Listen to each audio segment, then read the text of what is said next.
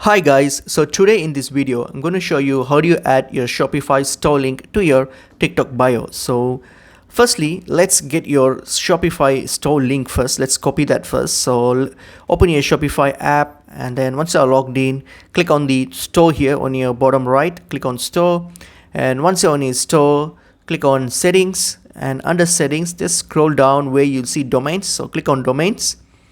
So here it should load your stored domain details here, and it's just coming up. All right, so here if you see this one here, scroll down. So this is your store link. So just copy that, click and copy that it, and then once you're done with that, now open your TikTok.